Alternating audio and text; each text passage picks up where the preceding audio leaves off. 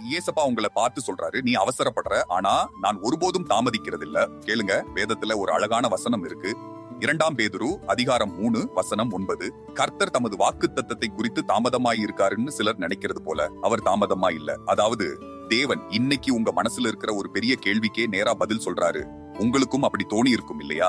ஏசப்பா, நான் இவ்வளவு நாளா உங்ககிட்ட அழுது ஜெபிக்கிறேனே, இன்னும் ஏன் எனக்கு ஒரு வழி பிறக்கல? இப்படி நீங்க பல தடவை கேட்டிருக்கலாம். ஆனா கொஞ்சம் யோசிச்சு பாருங்க. ஒரு பழத்த மரத்துல இருந்து 1 மாசம் முன்னாடியே அவசரப்பட்டு பறிச்சா அது எப்படி இருக்கும்? அது பழமா இருக்காது, ரொம்ப கசப்பா தான் இருக்கும் இல்லையா? அதே பழம் அதோட சரியான நேரம் வர்ற வரைக்கும் அந்த மரத்திலேயே இருந்தா அதோட இனிப்பு ரொம்ப அருமையா இருக்கும். அதே மாதிரி தாங்க உங்க வாழ்க்கையும். தேவன் உங்க ஜெபத்துக்கு பதில் சொல்ல முடியாம சும்மா காத்திருக்கல. அவரு உங்களுக்கான சரியான நேரத்தை இப்போ உருவாக்கிட்டே இருக்காரு. சொல்ல போனா நீங்க தாமதம்னு நினைச்சு கவலைப்படுற அதே இடத்துல தேவன் ஒரு பெரிய ஆசீர்வாதத்தை உங்களுக்காக ஆயத்தம் பண்ணிட்டு இருக்கிறாரு. நீங்க காத்திருக்கிற இந்த நேரத்துல உங்களுக்கான ஆசீர்வாதம் ரொம்ப அழகா பழுத்துக்கிட்டு இருக்கு. அதனால இன்னைக்கு கடிகாரத்தை பார்த்து நீங்க கவலைப்படாதீங்க. தேவனுடைய நேரத்தை முழுசா நம்புங்க. ஏன்னா அவர் கொடுக்கிற ஆசீர்வாதம் சரியான நேரத்துல வந்தா அதுல எந்த வருத்தமும் இருக்காது, வெறும் சந்தோஷம் மட்டும்தான் இருக்கும். அவரு கண்டிப்பா செய்வாரு. அன்புள்ள ஏசப்பா, இந்த நாளுக்காக உமக்கு நன்றி. என் நேரத்தை விட உம்முடைய நேரத்தை நம்புகிற விசுவாசத்தை எனக்கு தாரும். தாமதம் போல தெரியும் ஒவ்வொரு நாளிலும் நீர் செயல்படுகிறீர் என்பதை மறக்காமல் வாழ உதவுங்கள்.